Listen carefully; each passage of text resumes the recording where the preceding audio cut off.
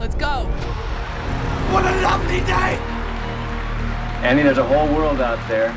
Jump in. Can you dig it? Yeah. You must always pay strict attention. I was just completely enamored by it the entire time. Dude, he did not have to go that hard. I know, man. Isn't it wild? The Jared Cast. So it begins. Hello, folks of all ages, shapes, sizes, backgrounds. What is up? Hey. Welcome to the Jared Cast. My name is Jared A. We are short a Jared, but it's okay because we are up an honorary Jared. With us here is the wonderful Abhishek, the man, the myth, legend who designed the Jared Cast logo. Graphic designer, artist, film critic, a renaissance man in his own right. How you feeling today, man? How's it going? I'm doing well, dude. Thanks for having me on. I'm excited. Yeah. So today, because Jared Lombardo doesn't have any screenings in stupid Oregon, we're talking about the new Cronenberg film, Crimes of the Future. His latest journey into the body horror genre, and I think his first of the 21st century, actually. And so it's gonna be fun. It's gonna be cool. So have you seen a lot of Cronenberg's before this, or? So sadly, I haven't seen too much, much as I want. I haven't seen Existence or some of his later body horror, but I've seen The Brood, Crash, Crimes of the Future, obviously, and then one more, but I'm forgetting which one. I know I've seen 4 of them though. Is it Videodrome? Yeah, it is Videodrome, yeah. Okay. I just saw Videodrome a couple weeks ago, actually. Very cool. Yeah. Very cool, yeah. I was telling all my friends to watch Videodrome before this one, because it looks like the most similar in terms of vibe. Yeah, for sure. Yeah. But, I went through a crazy Cronenberg phase, I think 2 years ago when I try to do 31 horror movies in October every year. Oh, nice. I never make it. Yeah, I feel it. But I did quite a few Cronenbergs, and so I'm excited for this one. He always makes movies that I want to rewatch. I've not seen Crash yet, but I've definitely or Crimes of the Future, but I've seen The Brood. I love that one. I own that one on Blu-ray. Oh no, I love The Brood too. So good. It's so good. The opening where he's like, "What's wrong, Daddy?" Oh yeah, so unsettling. Yeah, dude. But it's so over the top. I love it. Yeah. But yeah, what got you into cinema, and what got you into this whole writing reviews thing? Because you for someone who's not a filmmaker, you write really well for film criticism. Thank you, man. Yeah, I don't know. I just I just watched so many movies in high school, and I definitely realized oh wow, I really love storytelling and narrative driven things, especially video games I would play. I would more be attuned with Last of Us or Uncharted, Naughty Dog kind of works, It was always storytelling for me that kind of really got me into it. And then some of the first movies that made me realize film can be so much more than just visuals and just entertainment value. It was Silence of the Lambs and There'll Be Blood. Those 2 movies come to mind, especially in high school. I'm holy shit, movies are crazy, Yeah. I think just diving into just what makes films different kind of fueled me in college too, with taking film classes and everything, and majoring in film and animation. And just I wanted to see how contemporary film really just stuck out to me later, and just what's the difference between entertainment value and what is art. And there's markets for both, but yeah, I really just wanted to learn how to make films unique, what make them unique. And I really started falling in love with the personal artist behind the film itself, and being able to reach have that personal voice reach out 40, 50 years later when watching movies. It's that's crazy. You're having a one-on-one conversation with one person 50 years later, and it's even my film history classes, watching all those movies, I don't know, it really just changed my entire perspective on film in general. And I don't know, I kind of went to the side of like critiquing because like I wasn't at the point where I could make my own films, and then I just like kept like going with them. It's like, damn, I just love analyzing films too. Like, Yeah. yeah, and then maybe when I get to that point, hopefully make my own movies. But now I'm just like in this comfortable spot where it's like, dude, I just love writing about movies. I just love like thinking about like what makes me tick when I like watch a movie. What am I looking for? You know? Yeah, that's so good. Yeah, I'm happy to hear that, man. That's really awesome. And I agree. Like even though it's never been my ambition to be like I don't even really think of my, even though I do this podcast, I don't even think of myself as a critic. I just kind of, but the act of analyzing is so much fun that I just go with it, and I still feel it out and stuff like that. And that's cool too. Like I feel like Silence of the Lambs is a lot of people's like gateway into higher cinema. You know, like Yeah, for sure. Yeah, I think for me it was Goodfellas, but Silence of the Lambs I think I saw in the same year for sure. That's great. That's great. But we're not here to talk about either of those.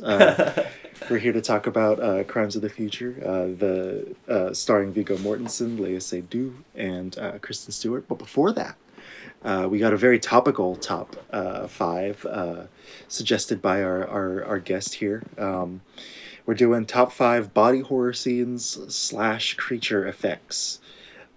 Which is a very broad thing, and so it hurt a lot to narrow this down to 5. Yeah, for sure. Do you want to start us off with your number 5, and then we'll just alternate? Yeah, sounds good. All right, I wrote them down. My number 5 is going to be in 1990s Candyman, the bees reveal, when he just opens up that vest and you see all the bees like crawling through the pores and shit, dude. That scene is ingrained in my head for the rest of my life. So good. Good. All the effects in that movie are just so gnarly, dude. I love it. Yeah. I actually just saw Candyman like right before the sequel came out, so I was very happy. I was very pleasantly surprised by the first one for sure. Yeah, me too. Did you know he got a $10,000 bonus for every bee sting? Wait, really? Yeah, he negotiated it in his contract, and I think he got stung like over 100 times too. Oh my god, dude! Yeah, it was either 127 or 27, but it was an odd number. Dude, get that bag, bro. That's sick. Yeah, it's great. It's great. Shout out Tony Todd, and his bee stings. Yeah. My number 5 is a little more recent. It's the second killing in Titan. I freaking love this movie, dude. Dude, masterpiece. It's my favorite movie of 2021. Same, dude. Yeah. The second was it triple? Yeah, 3 people get killed by the main character in really, really gruesome ways. Needle through the ear, stool through the jaw, and then just knife. And then the finale with getting her head slammed against the wall. It doesn't. It feels almost comedic, but it's so like painful, and the sound effects like make me go like in my chair in the theater and stuff like that. Yeah, it's just so good. So that's got to be my number 5. That's a good one, dude. Yeah. What you got for number 4? Number 4, I got The Thing, the defibrillator scene. Amazing, dude. Amazing. I have no idea how they did that to this day. Just like tries to go in, just like in portal into the stomach. I'm just insane. Yeah. John Carpenter, genius, dude, unprecedented. Yeah. That didn't make my list only because it's probably going to be my number 1 if we ever did top 5 jump scares. Oh yeah. Yeah. It's so good. So good. Clear. Yep. Love that movie. My number 4 is, have you seen Akira? Oh yeah. Okay. Cool. Oh hell yeah. So Tetsuo's final transformation in Akira. Spoiler alert. Skip 30 seconds if you don't want to hear this. But one of the main characters gets these crazy psychic powers, and gradually over the course of the film, his head gets bigger and bigger and bigger. But then by the end, he turns into this massive giant kind of man machine baby blob thing that crushes everything in its path, crushes his girlfriend, even though even though he's trying to save her. It's really, really gruesome and really, really crazy. I think for a common thing throughout my top 5 is the like how like not just the side of it and the because this one's animated, so there's no practicals in it, but the way sound effects work in body horror I think is so key, because that's kind of what sells the emotion of it of the scene, but it's also what adds that little cringe factor, that extra grotesque thing that makes cinema so special. Absolutely, dude. I think it's interesting, like you don't think about animated movies usually when you think of body horror for some reason, because my mind goes to practical effects and like all that, but that's so true, dude. Like Akira gets crazy, like I just remember all the veins, like everything popping out. It's so over the top in the first place, and just the animation studio's insane. Also, I got the poster right there. Oh, hell yeah. That's great. Nice. What you got for number 3? Oh yeah, number 3, I got just the classic, the alien chestburster scene. I had to put it on here because that just defined every body horror movie after that. Like, especially for such a movie that's like, I don't even know if I'd consider like the original Alien like meant to be publicly like a mainstream kind of blockbuster thing, because I don't know if it was, because it was so like small scale and everything, and it found its audience like after with the Aliens for sure, but just that original scene is so iconic. Just the chestburster, like there's been so many parodies, everything like following that scene, you know. Yeah. Did you know it was coming like the first time you watched the movie, or did it completely catch you off guard? Because it's a famous scene, even just detached from the film. Yeah, I think I did, because I saw it in middle school, and I'm pretty sure I've seen Family Guy episodes where they parodied it before at that age. Right. Yeah, so I think like it was like connected anyways. Yeah, I had seen, I think, Spaceballs before then with the did the thing, and then John Hurt was like, "Not again." I need to watch that movie again, dude. It's been a minute. Yeah. But either way, like, even if you know it's coming, seeing it for the first time, it's like, oof. It looks as painful as they wanted it to feel. For sure. Even in fucking Prometheus, was just turned like 10 years old the other day, like when she does like the self-surgery on herself with the alien running out. I love that scene too, dude. That shit's awesome. Yeah.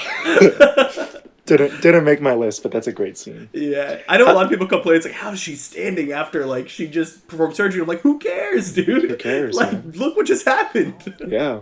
Back in the day, women would just give birth in the middle of a field and then go back to farming. It was crazy. Yeah, dude. They got it in them.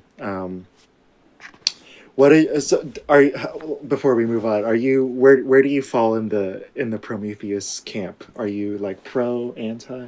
I'm pro Prometheus. Okay. I think it's an extremely messy film, but like every time I watch it, I'm like, I have such a good time. Even in Covenant, dude, like I really enjoy Covenant. Yeah. It's a slasher movie, but like I don't need to be anything deeper. You know? Exactly. Yeah. That's how I've been with the Jurassic movies. Is like after Jurassic World, I've just resigned myself to being like, I'm just gonna turn my brain off, just enjoy the dinosaurs. Yeah. And, like I'm not gonna expect Jurassic Park, you know. And so it's the same with the Alien stuff. I'm not gonna expect Alien 1. Yeah, exactly. Yeah. Same with like I feel like it's every franchise. Like the original Godzilla, you know, you got the metaphor on the atomic bomb. It's like. And then everything after that, it's just like, I just want to see monsters fighting, you know? Yeah. Like, they find their niche of, like, this really deep message, and then, let's just make some cool shit happen, and I'm okay with it, you know? Yeah.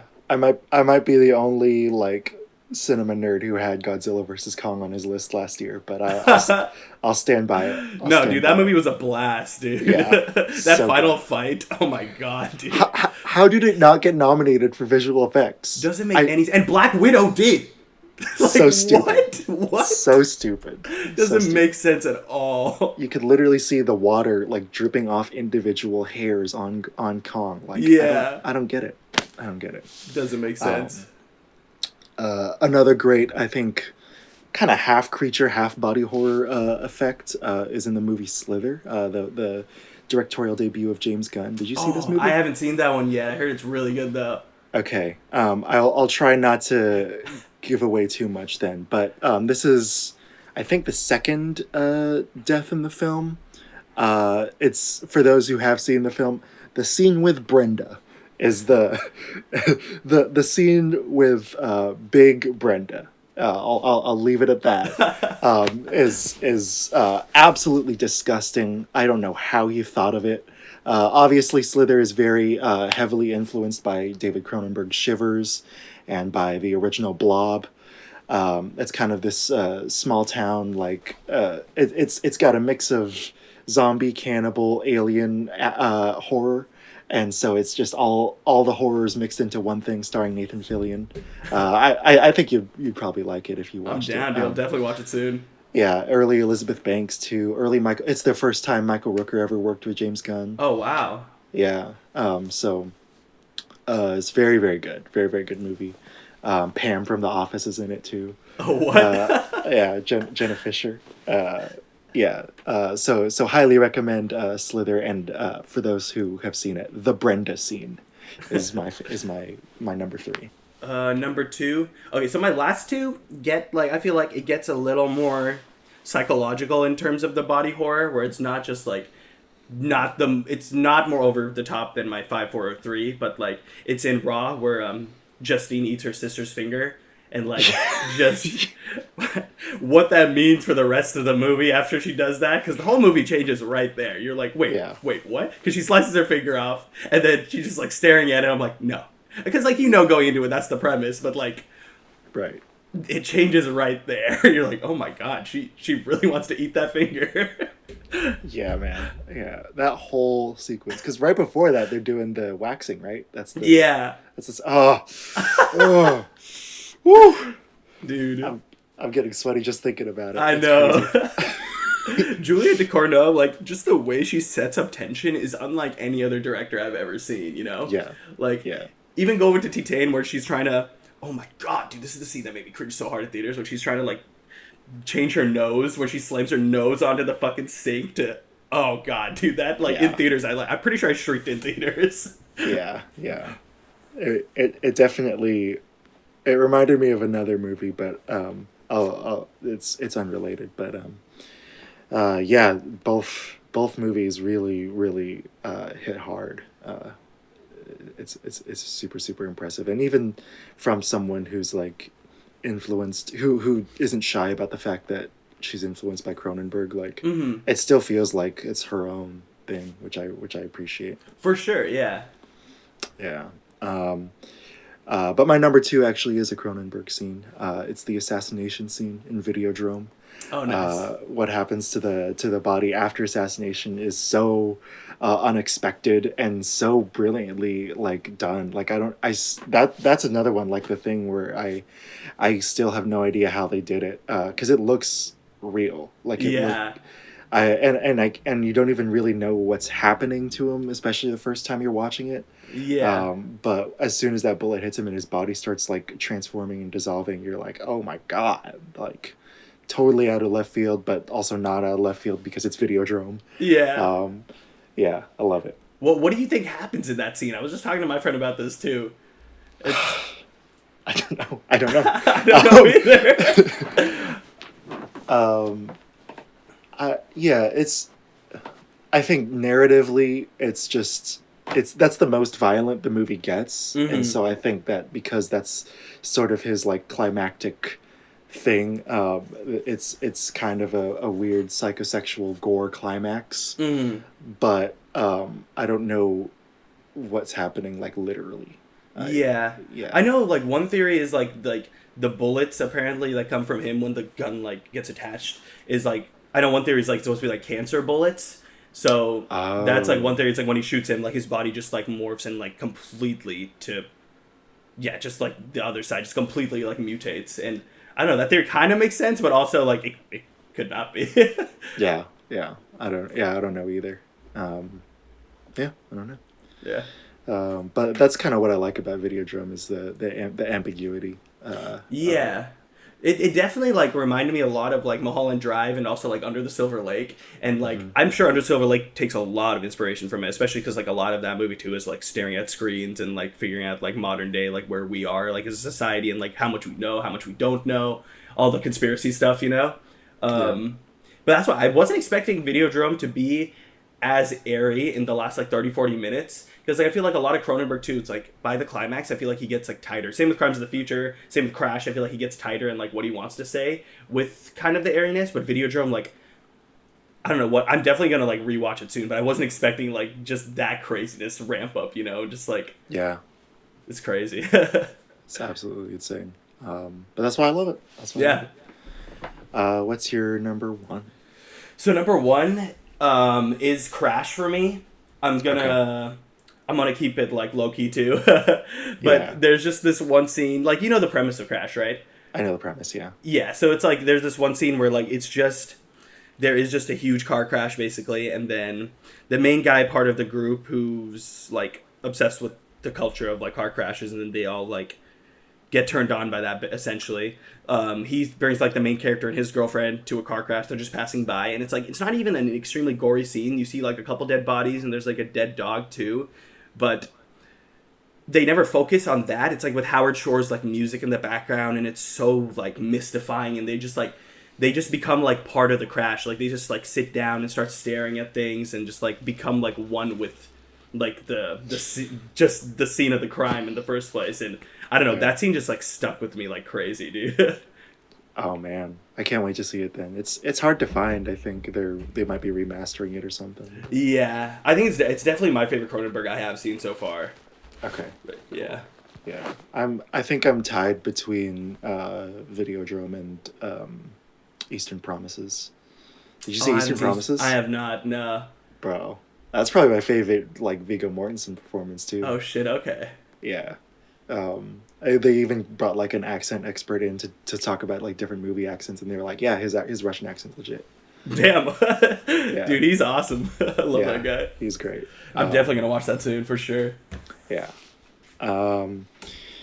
My number one is also from another Cronenberg. It's actually from maybe his least gory one. I don't know about least gory, but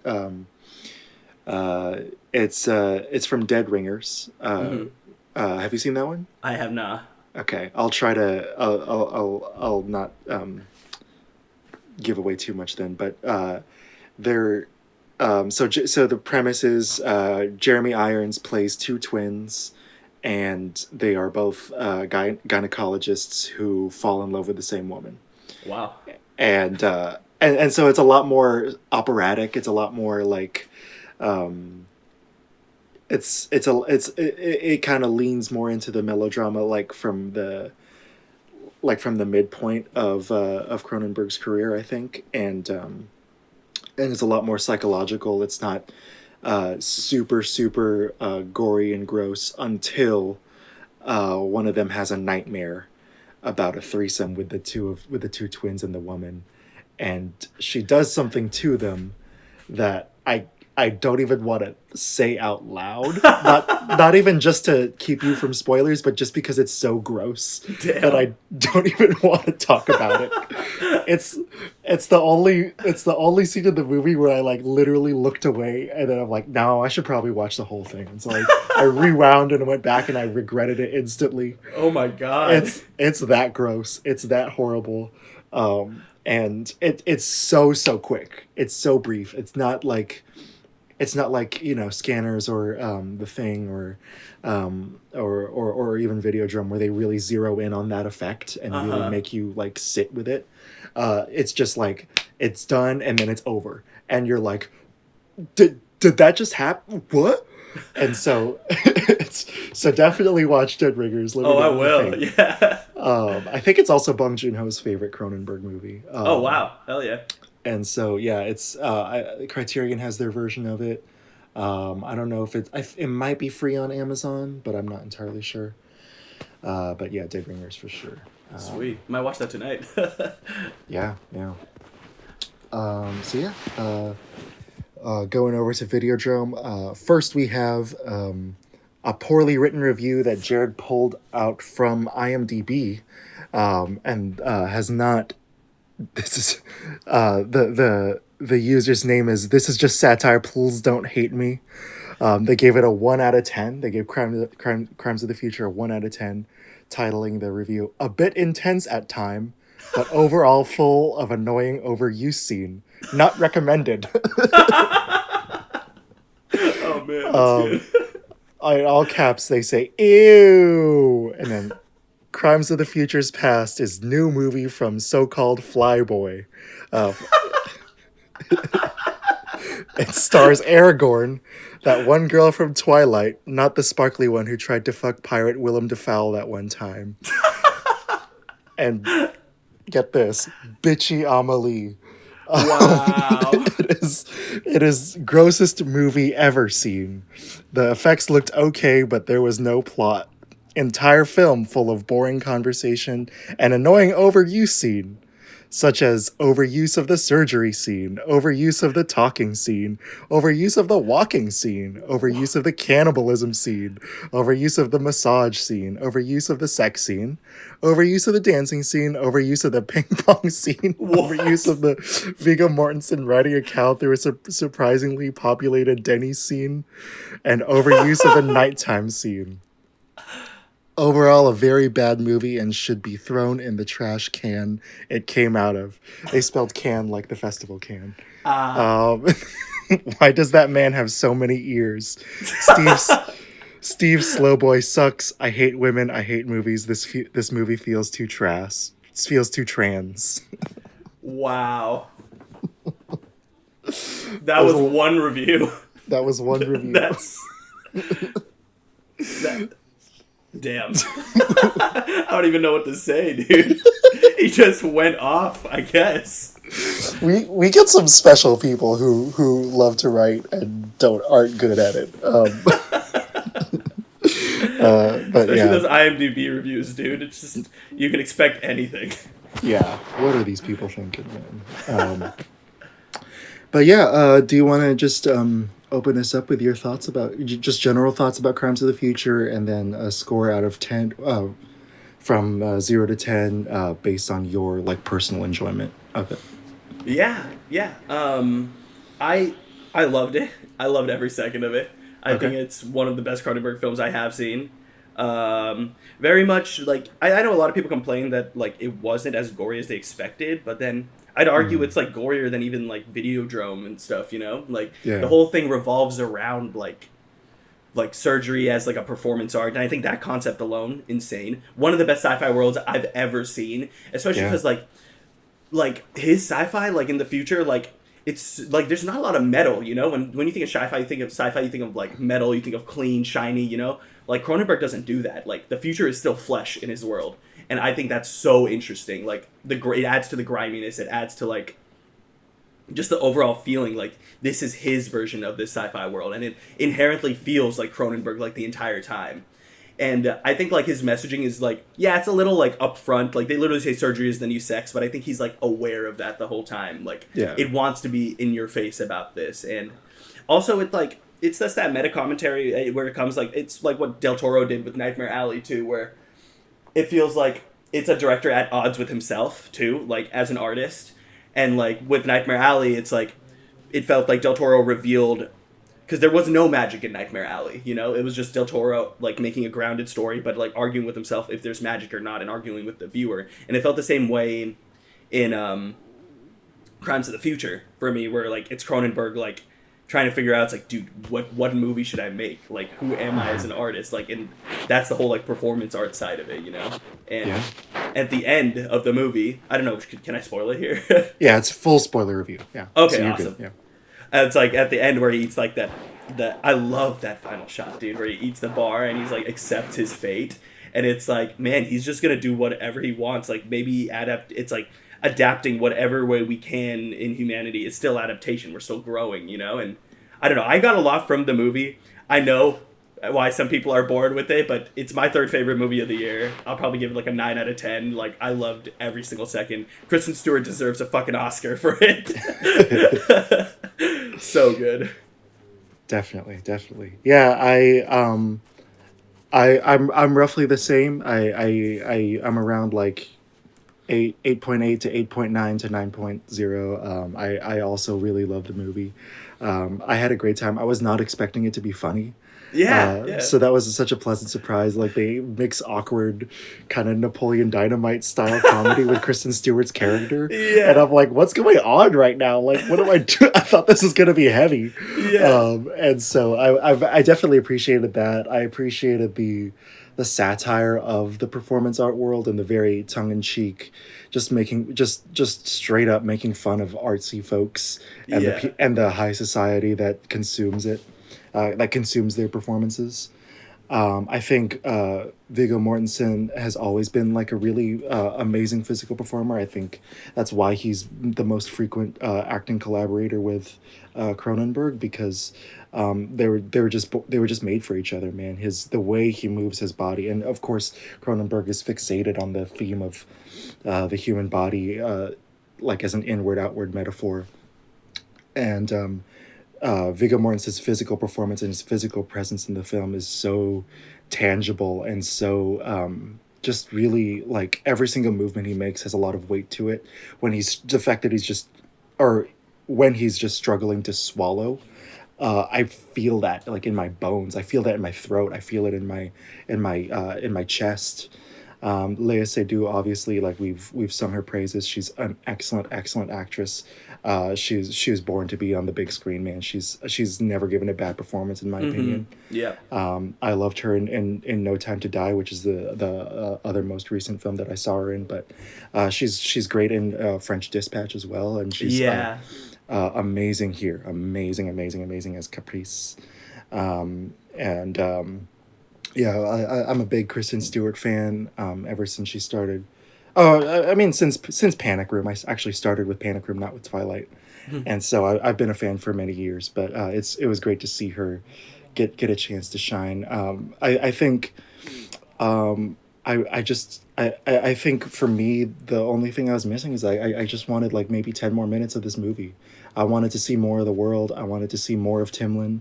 I wanted to see more of what's his name, Lang, the guy in his organization, and kind of use that as and see more of the police and see a little more clearly what these two kind of opposing factions of the establishment, which wants to keep everything kind of keep the evolution of humanity contained, and Lang's organization, his cult, which want to just embrace the evolution. I wish I could see more of both organizations, even if it's through Saul's eyes, or even if we have to cut away from Saul. I would like to see both of more of both, because it would just help me, I think, grasp the concepts more, because it's definitely this movie is definitely concept before character. 100%, yeah.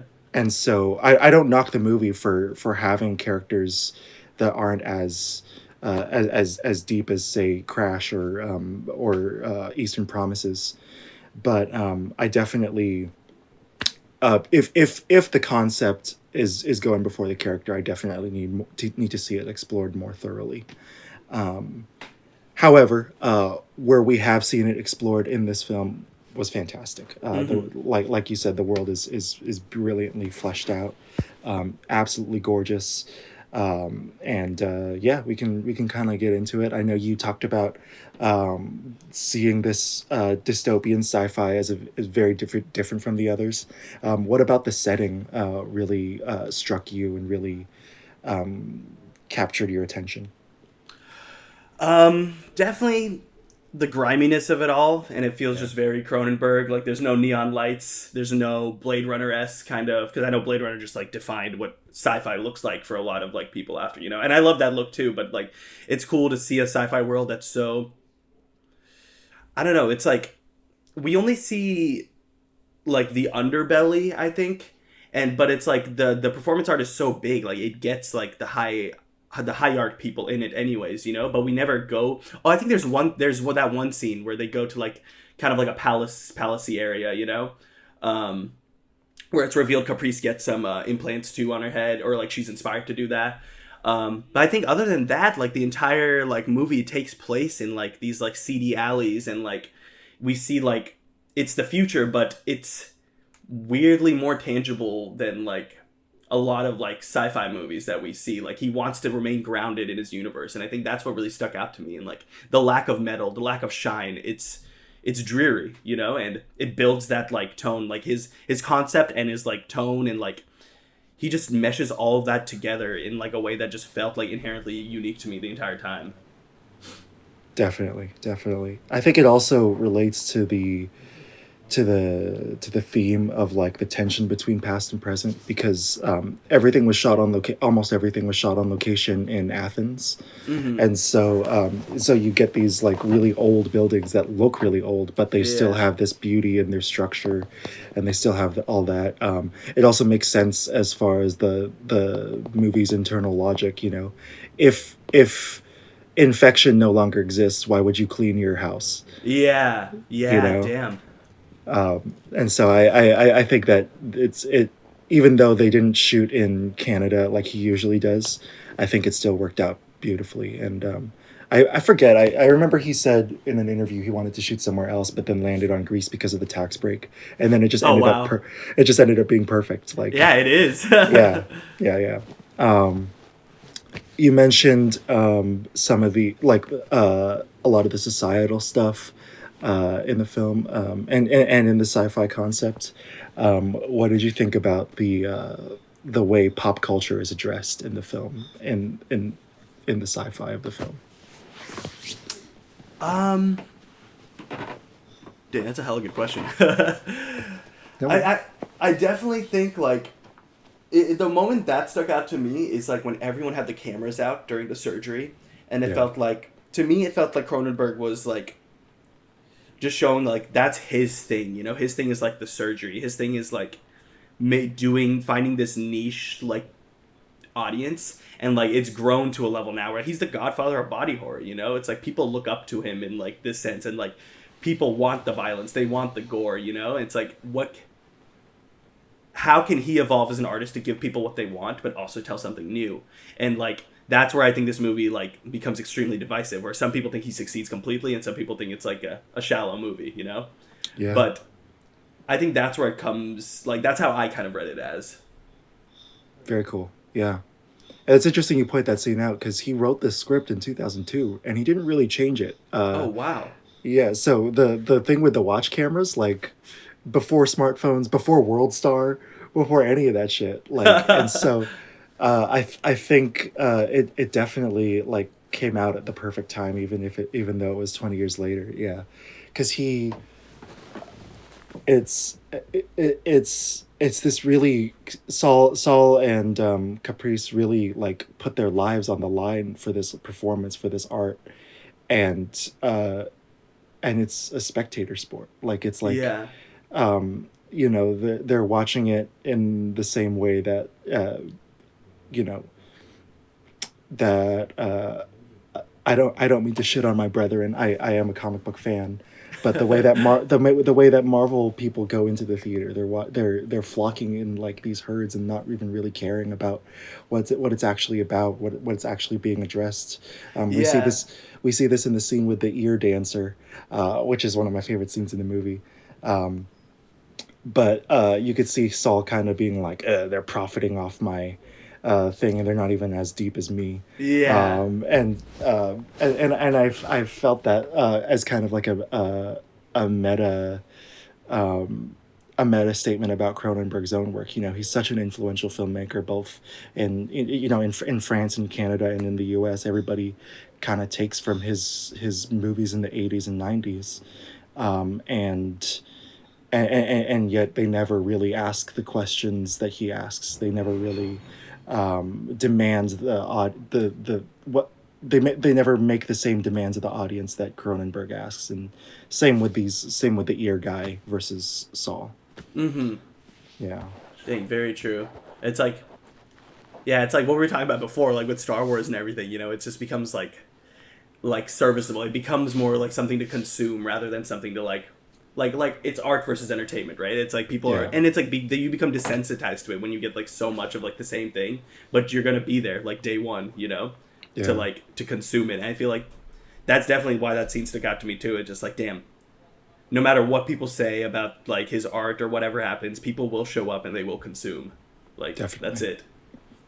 Definitely. Speaking of that performance, that is kind of a big theme throughout Cronenberg's work. He has returned to the body horror genre and kind of zeroes in on the theme that they explicitly state in the movie, that surgery being the new sex. So what does that mantra mean to you, having watched the film? And what is it... just what does it mean to you, and then we can go from there. Yeah, I think it all segues kind of what we were saying. It's like in such a desensitized culture, and it's like they literally brings that desensitization to like the entire society in like his world. You know, it's like no pain, no infection. What do you have left? You know, and he kind of like makes like pain and pleasure become the same thing with that statement, like surgery's the new sex. It's like if you can't feel anything, maybe pain is gonna feel good, and it's like that's why Viggo Mortensen's character like. He does feel pain when he dreams, right? That's like the kind of the thing they were showing in the beginning. And It's like he's always like struggling to like be healthy because of like all these like surgeries and all these things like done on him. And I think that's why it goes to show like Timlin's character is like her obsession with it. Like where does that come from? Because she's like the bureaucrat. She's in charge of like the National Organ Registry, right? And like her thing is so desensitized to like art and everything, so right when she's introduced to this world, she's introduced to like pain. For her it feels like that's an emotion like she doesn't like understand completely until she sees it on screen, not on screen but like in while they're performing, you know. She becomes completely captivated by it. I just think like in a world like that he set up where everyone is so far gone from like what we know as human emotion and experience now, like the same thing with like evolving with the plastic eaters and everything. It's like I feel like humanity in his world is branched out in so many ways. Like the opposites become like kind of meshed with each other, like pain and pleasure, flesh and metal. Like it's all becoming one. I don't know if that made sense. No, that's Cronenberg. Yeah, exactly. Yeah, I definitely agree. And honestly, like the things that were even more grotesque to me and more like effective, and more that induced a more potent cringe from me, like more so than the surgeries, were the when people would make out and stab each other at the same time. That to me was just so horrible, and but so. But to them it's just normal. To them it's just kissing, you know. Yeah, exactly. They're going steady, so let's stab each other. Like, exactly. And I'm pretty sure there was even like I don't know what it was, but the curved blade, and someone was rocking it back and forth in someone's leg. Oh man. And I was like, oh my god, like what's going on with this? And it looks gorgeous. Like they look like the knives are really going in. I was a little worried because I had a feeling that he would incorporate more CGI into this, but it still looked great. It still, like, to me it looked just as good as the old stuff, and I could even like it in the. Even with characters who are in love, like Saul and Caprice, like they they're doing a lot of the same sexual stuff that everybody else is, but like it still feels like they love each other. It still feels like it's not all this superficial carving into each other's bodies thing. Like they actually like this is the only way they can show physical love. Exactly. It's super, super crazy. Especially when like Timlin comes in too, it's like you feel that tension between them kind of like splitting, you know. And then that scene where like Saul, that was so interesting to me. He's like, I can't do the old sex anymore. It's like that's not what he does. I was like, whoa, that's so interesting. Like he doesn't associate like the old sex with pleasure anymore. That's not what it is in this world. Like he needs more. He needs to be overstimulated. Like, and I think that just goes to show like what we're going through in society too. We're so overstimulated. Like we need more now. And it's like in that world, that's so like hyper focused like into the future with everything going on. It's like we need so much more than like what we needed as humans to survive in the beginning. It's like we're just evolving into like different creatures, and I think that goes with the theme too. It's like, should we just accept the evolution wherever we go, or should we fight back in it? And obviously there's going to be people on both sides, like he shows. Exactly. And I also saw like the like that similar desensitization when the mechanics like played a prank on Caprice by Oh completely yeah. taking their clothes off. I'm like, okay, that's a prank now. Like Yeah. that's the equivalent of like just pulling down your own pants or showing your tits. Like Dude, gonna, yeah. you're just gonna completely go naked. And then she laughs. Like she's like, oh, ha, ha, ha, ha. She's like, oh, I'm like, okay. what's going on right now? Like, I definitely need to rewatch this movie now that I'm like more prepared for the comedic elements. For sure. I think Yeah. that just goes with like Cronenberg's like deadpan dialogue and everything. Like it totally makes sense in this world. Like why people talk this way, because it's like you're not connecting as normal humans anymore. It's like this is the next step of evolution. Definitely. Did you watch any of the trailers or stuff beforehand? Because I kind of avoided it and went in blind. I didn't know what to expect, but With trailers, I can't help it sometimes. But then, like, I watch like 20 seconds. I'm like, all right, this looks cool. I'm in. I'm in. It just turned off. Yeah. So I definitely knew it was like his return to body horror and everything, like since existence. But no, not like the details. I had no idea about the Viggo Mortensen chair, like while he's trying to eat, and like the surgery board. I love how the surgery board too, like the table. I love how like those two mechanics were obsessed with that too. It's like, whoa, like you got this thing, and it was like all flesh, like it all looked like flesh. Like I just think the design for everything he did here is just incredible. Definitely. Where like what was that your as a visual artist and a designer, was that your favorite aspect of the design in the film? Was the surgery table? I think so, yeah. It feels like it belongs in that world, like he's set up like completely. Like it just makes sense to me, like watching it. It's like why these things look the way that they do. Yeah. It is interesting the way it's used narratively too, because narratively the performances and are very between Saul and Caprice. They're very sexual. They are kind of directed like a sex scene. They'll cut to Vigo's face in a close up and he's moaning. They'll cut to her and she's like breathing heavily and like pushing on her belly the buttons and stuff like that. And the result of this performance is a new organ. It's a birthing table, although its original purpose was as an autopsy table. Yeah. I just thought that was really cool, the way the movie kind of plays with life and death and birth and death and decay and life, and kind of goes back and forth, and oftentimes puts those two opposing ideas together in one design element or in one character moment. Exactly. It's like a movie of opposites, like completely both opposites, like at the forefront. Yeah. And you can feel that too, like in the beginning, with the mother strangling her own or suffocating her own kid. Yeah. The person who gave birth to this child is the person that took them out. Wow. Yeah. I was not expecting that intro scene at all. That threw me off. I'm like, whoa, what is this movie gonna be? And then I was like, this is different. This is cool. Yeah. I didn't even recognize like Scott Speedman in it. I was like, oh, that's the Underworld guy? Wait, no way. Yeah. That was him? Yeah. I had no idea. Damn. The guy who's crying with over the boy at the end. Yeah. Oh damn. Yeah. I didn't know he was going to be in this movie. I only knew about the main three characters. So it was a pleasant surprise to see him. What did you think about Lang? I guess we can go in for characters through the different characters now, but.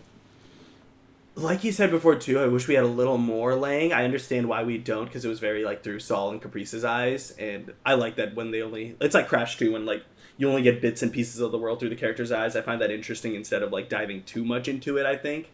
But I did want to see more of Lang. I just like the concept of his kid was named Brecken. Yeah. And like the fact that he had like the new organs to be able to eat plastic. Like I just think that concept's like genius. Like he is like kind of like a messiah, you know? He's like born to be like part of like the new world. He's already adapted to do it by the second he's born, and like immediately his mother thinks he's a monster, you know? And I think that love Lang has for Brecken, and not just love, like it's something more beyond that. Like he thinks he is like the step to a new evolution of society and like humanity, you know? Yeah. And I think like Lang's obsession with that, and like it doesn't need to make sense either, because like that's immediately right when I was thinking. I was like, wait, how could he be born with it if they got their part surgically removed to eat plastic and everything, you know? And Viggo Mortensen's character says that too. He's like, wait, that doesn't make sense, you know? Right. But I don't think it like necessarily needs to either in this world. It's like, it's already a world where infection doesn't exist. Fucking people don't feel pain, you know? It's like anything can happen. Evolution can come from anywhere. Like, evolution feels like an anomaly at times itself, where anything can go. And I thought Lane's character was really interesting. That whole society they have with just the plastic eaters, thinking like that's the new world order, and like the police officer too, who like has Saul working for him and like trying to like get into like and infiltrate them. And I liked seeing that clash a lot. But definitely I think it could have gone a little more so with it. But yeah, I think Lane's character was super interesting. Yeah, I agree. You know, there's something really tragic about his character, about the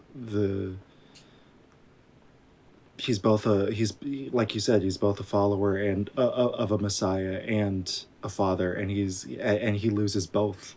He loses his son in the beginning, and he loses his messiah in the end, and it's really, really tragic and really interesting. But then his death is treated like a joke with a drill through the head. Oh my god, yeah. It's insane. Yeah. Dude, what was up with the technician ladies though? I think I missed that. Why were they killing everyone? Well, they work for the big corporation that designed all the stuff. Okay, and so okay. I think they were just killing everyone that would make their technology obsolete. Gotcha. Okay. Yeah. Makes sense. Yeah, for a second I'm like, wait, what? They're just going on a rampage now. Especially with that one dude who put that zipper on Saul. Like, they tricked him into getting on the chair and shit. I was like, oh shit, okay. Yeah. So weird, man. So weird. The zipper thing was...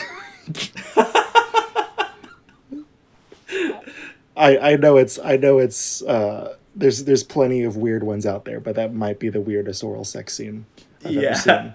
Same. And then any more notes you have on Timlin and Whippet, the National Organ Registry people? I just found that their whole dynamic. They have different dynamics with Caprice and Saul, each of them, and I just found like how it was different. Like Whippet was very hesitant on doing any of this, you know? And then right when he got involved in the world, he was like, this is pretty lucrative. Like, I can make money. People are watching. And then he's even still skeptical while he's doing it, but he like can't help himself but be involved. You know, I feel like that goes a lot with like a lot of pop culture too. And just in general, just like, if there's money in something and people are watching, people are going to want the attention and like the fame and like just be a part of that world, even if they have skepticism behind it. And it's the complete opposite with Timlin's character, who becomes completely enamored with the art itself. Like, she's more enamored in the art, Whippet's more enamored in like the lucrative side of it. And I just think that that was very cool to see. Definitely. Yeah, the way I kind of read them was Whippet was a fanboy and Timlin was an otaku. Like, she would buy the Saul Tensor body pillow. Like, she 100%. Honestly, I would too. I'm not gonna lie. Yeah. I am not entirely sure if it was intentional, but it does feel like he's poking fun at his fans through those characters, like because this is a grotesque performance. They know that it's not, like Saul and Caprice know, it's not for everybody. It's for people who really want to experience what they're saying, but and I think Cronenberg does the same, but he also has millions of fans who just appreciate the gore and the effects and the spectacle of it. And sure. I do too. But I don't know if that was intentionally meta on his part, but I definitely that's kind of my takeaway from them. And then Caprice goes through a certain transformation. What did you think about her arc throughout the story? What did you get from it? Yeah, I think That's a very interesting arc too, like what she goes through, because it feels like kind of sudden, but I think it's built off the tension between that Timlin puts on them too, and it kind of feels like if there was like a marriage story kind of thing within Crimes of the Future, you know, it's like it feels like Caprice trying to find her own agency through this. She's not the one getting surgery performed on. She's not the star of the show, you know, and it felt like this was her just trying to find her agency and trying to find who she is, and I like that, and I wish that element was explored a little more too, kind of like dive more into like how Caprice was feeling in this, and because I feel like after she gets the I don't know what are those called? What is that? They just look like cashews in her forehead, like forehead cashews. Let's go with that. Yeah, after she gets those, it kind of just like simmers down after that. Like that's it, you know. Like she's good now. Yeah. I wish I explored more on that, but I did like what they were going for there. Yeah. I also could have used like maybe 3 or 5 more minutes on her, and maybe it'll just come through on the rewatch. I don't know. Yeah. But normally Cronenberg does a really good job of exploring femininity and the body and the image of the female body, and kind of the tension between, you know, enjoying the beauty of it and objectifying the body, the female body, the female form. Why do you think she chooses her face to change as opposed to any other part of her? I think it's like around the brain, because I think Caprice,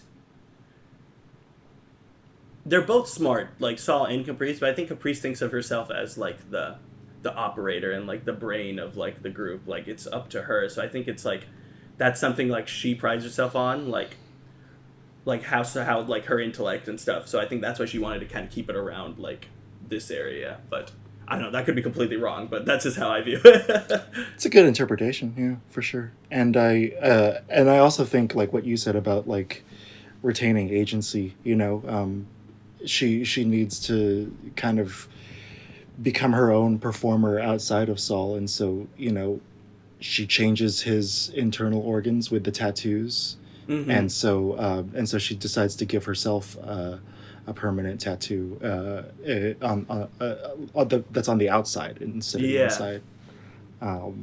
And I think it's kind of like just making her trademark in the same way that Saul has his own trademarks. Speaking of Saul, any other notes on him? Love his performance. Yeah. It really felt like he was in pain the whole movie.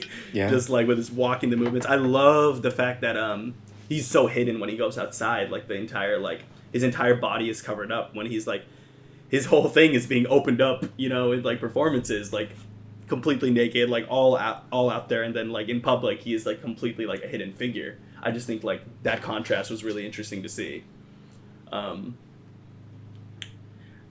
It's just Cronenberg's dialogue here, everything, like sometimes it was hard to hear what he was saying, especially through like the coughing and like the mumbling and shit, but I really like that style of dialogue really meshed with the entire movie, especially for like Saul's character, I think, and seeing it through his eyes. Just great stuff. Yeah. And it's no surprise for fans of Cronenberg, because, you know, his even in his modern stuff like History of Violence and Eastern Promises, which are not necessarily body horrors, even though they are very violent, the dialogue in them is very melodramatic. It's very operatic. It always has been. I watched Shivers a while ago, and the dialogue didn't feel operatic then, but like very pulpy. And I think I think after The Brood is really when he really started leaning into that style of writing. And I think I think like you said, it works really well here. Like it makes sense logically that these like kind of hoity-toity people in the future are very speak in a very poetic way. But it also works narratively because the movie is so concept heavy. I agree. Do you how does it okay, I'll do a couple more questions and then we can talk about kind of his filmography as a whole, but for sure. cinematography. This is his first movie in decades that he did not collaborate with Shizitsky. And so he works with a new guy in this one, Douglas Koch, who did what's it called? Shit. I forget what else he did, but yeah, this is his first collaboration with Douglas Koch as a cinematographer. What did you feel about what were your feelings about the cinematography in this one versus his earlier works? It was gorgeous, like the cinematography for sure. I think it's less stylized than a lot of his like other works. Like it's a lot less stylized than Videodrome, Crash, but it does what it needs to do, because I think the focus here is like the world building, the sets, and like the I don't know, just like the mise en scène behind everything, you know? So I think like it makes sense why like the cinematography wasn't stylized, but with the lighting and everything, it did like a very great job in like bringing out like the fleshy future, you know, and like everything that surrounds it and like the griminess of it. So even though it wasn't over the top, I think it worked to its advantage to show off like what the world really would feel like. Yeah. It is kind of like chiaroscuro, and so it feels like almost everything has a spotlight on it.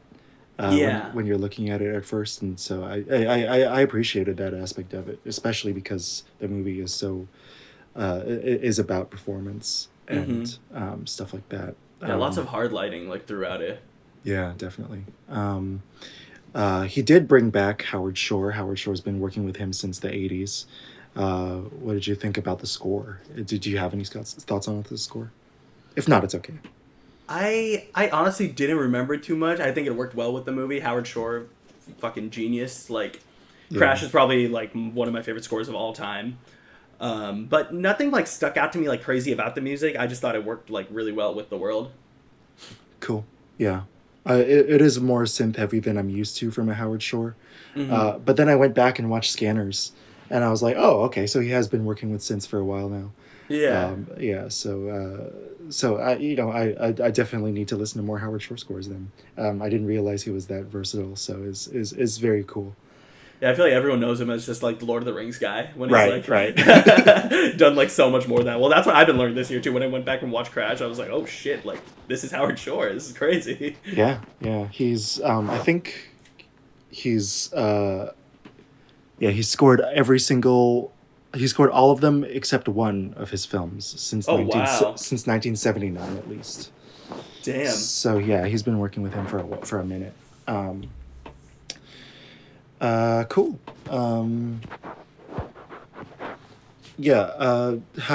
How do you think you would rank it compared to the other Cronenbergs that you've seen? And then we can go into favorite scenes.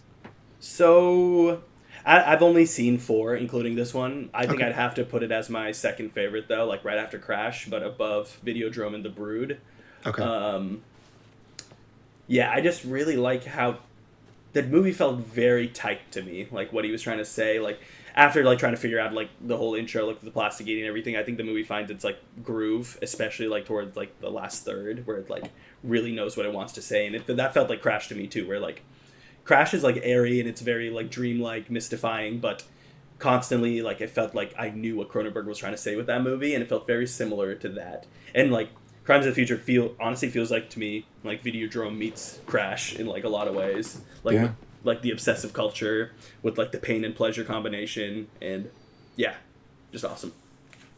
Definitely. Yeah, it's interesting you talked about the tightness. Like I feel that in a lot of his movies for sure, like and like it's kind of a weird, maybe it's an OCD thing, I don't know, but I feel like most of my favorite movies are either longer than 2 hours or like shorter than 100 minutes. Dude, exactly. I feel you so hard on this. If it's between 100 and 120, I feel like it's either going to be average or bad, but for some reason it never is the case with Cronenberg. His movies are normally like 100 minutes long, and it never feels like because normally when I think of a movie that's 100 minutes long, it's because some executive came in and cut something. You know, Yeah. or some producer came in and cut something, or the editor just and the director didn't get along. Or yeah, that's normally the case with a lot of 100-minute movies. But for some reason, his movies have always been super, super tight and super, super, but still never too tight. Like you know, especially when we're floating between Tensor and Caprice in the third act, when they're both going on their separate journeys, it still felt loose. It still felt, it felt like I was just kind of living life with them instead of building to a dramatic climax. Like I was really, I was both invested and relaxed, and I think that's something that he really nails with his stuff as well. I think even Crash is in that kind of range that I don't like. It's like 150 minutes, right, or something like that. I think so. Or not, yeah. not 150. 100. Sorry, hour 50. Yeah. Yeah, something like that. Yeah. Yeah. Very cool. Very cool. Yeah, right when they brought up like the chocolate bar, you know, and then it went to their court, like Saul and Caprice's. I'm like, oh, I know it's gonna end with him taking a bite of it. Like just immediately, I knew that's where it's gonna end, and I loved it, dude. Just that tiny smile at the end he has. He's like accepts his fate. I'm like, God, that's so good, dude. I love that ending. Amazing. The single tear. I love it. Exactly. Yeah, it definitely makes me excited for the future. He's returning. Vincent Cassel, who worked with him in, or Cassell, who worked with him on Eastern Promises, is coming back to work with Cronenberg on his next movie. Oh, sweet. So I'm excited to see that. I don't know if you know anything about it, but it started out as a Netflix series, and Netflix read the second episode and they were like, no thanks. So the fact that it's too hardcore for Netflix gets me so excited. That's awesome. Yeah. So yeah, we'll see how it goes. But damn. So it's still going to be a series, or it's going to be a movie now? I have no idea. Okay. So far they say movie, but it could be series. I don't know. Having a Cronenberg series would be tight. Yeah, definitely. Have his son come in and direct one episode and stuff like that. Oh my God. Yeah. Have you seen Possessor? I have seen Possessor. I've not seen his other movie, but I've seen Possessor, yeah. Yeah, same. I fucking love that movie, dude. It's so good. I love it. Okay. Favorite scenes? You want to just rattle them off? Yeah, favorite scenes. Definitely Timlin coming in and like just that when she proclaims surgery as the new sex, I think that really gets the movie start ramping up, starts making you think of it like in a different way. The themes really start to like come in. And I think the finale when they were like the autopsy on Brecken, I think that's just the perfect climax to this movie. It's like, this is the kid that could have been the face of the future, and here he is dead, and the fucking police already got to him, took his body parts out. It's like they can't even like convince anyone or like show anyone like who this kid truly was and what he meant, you know? Yeah, I think those two scenes for sure are probably my favorite. Oh, and Earman, of course. We needed more Earman. That was awesome. That dance was sick. Earman was great. Yeah. I almost stood up and cheered. I was very into it. Yeah. I think it was only like me and one other guy that were laughing. I think everybody else was like either a novice to this or like just didn't catch on to the humor just wasn't their thing. Yeah. Did you have any walkouts in your theater? No walkouts. Damn, I think I had 3 walkouts. Wow. Yeah. I don't think I've ever walked out of a movie like in the theater. I've definitely like stopped watching from like a streaming thing, but I've never done that. Same. I don't think I have either. Yeah. But interesting. Yeah. Yeah, I think those are excellent choices. I think the first surgery performance is what really got me hyped. I think Timlin making out with Tensor was my favorite interaction between the two.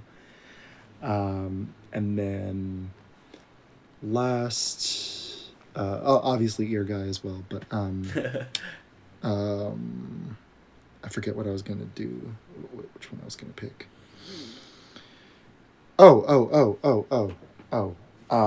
The opening. Just because it's so out of left field, so crazy. And it's very, very rare that an American release would kill a kid on screen. It almost never happens. I think the only other time I can even think of is Assault on Precinct 13. But that one is like that one is very gimmicky, not compared to this one. Actually, he was saying one of the few CGI moments in the film was the saliva. Like, apparently his saliva was CGI because No way. the saliva was used to dissolve this plastic, but there was no way to do that because the trash can was made out of sugar. Wow. Yeah. That's crazy. It's awesome. Yeah. That's one of the first things I noticed while I was watching. I was like, whoa, that kid's he's foaming. Yeah. It's cool that they explained it that way, though, that you have to dissolve it to digest it. Yeah. I like how they came back up for sure. Yeah. Oh, I also like the final love scene between Tensor and Caprice, because they like just seeing the different scalpels go in and out of their bodies. Yeah. Oh my god. So crazy. Crazy, dude. So crazy. But yeah, that's Crimes of the Future. Not quite changing the game as much as Crash or Videodrome, but or The Fly, but still a solid effort, I think, by David Cronenberg. Anything else you want to add before we close out? Yeah, I think this movie is gonna hold up in the long run. I think too, after its theatrical run, I think it's gonna find a new like wave. I think all Cronenberg movies kind of do after, but yeah, I think it's a very like tangible fucking addition to his filmography. Like, it makes sense to me why he made this movie after all 20 years coming back to body horror. It feels like a meta commentary on the body horror genre and like his own art, and I don't know, it fits perfectly in his filmography, I think. So definitely, it was a great watch. Excellent. Yeah, well, thank you, Abhi. I appreciate you coming onto the show for the first time. Would love to have you back, especially with the other Jared here. Oh, hell yeah. Thanks for having me, man. This was such a great time. Hell yeah. Anything you want to plug before I know you got a lot of things to plug, so go ahead, go for it, man. Oh, yeah. Well, me and a bunch of friends, we just started a group on YouTube called Everybody Eats. We're going to post reviews, some podcasts, and just a bunch of film-related stuff. So, yeah, go check it out. Excellent. They can also follow you on Instagram, right? Yeah, and I have my Instagram called Cinema Curse. That's where I post all the reviews too, not in video form, just written down with pictures and stuff. But yeah, Cinema Curse on Instagram. Excellent. All right, yeah, and you guys can follow the Jared Cast, same place, and stay tuned for more episodes. We're gonna keep doing new movies because it's fun, and we like it, and hopefully Jared will be back soon next week. But yeah, we love you. Goodbye.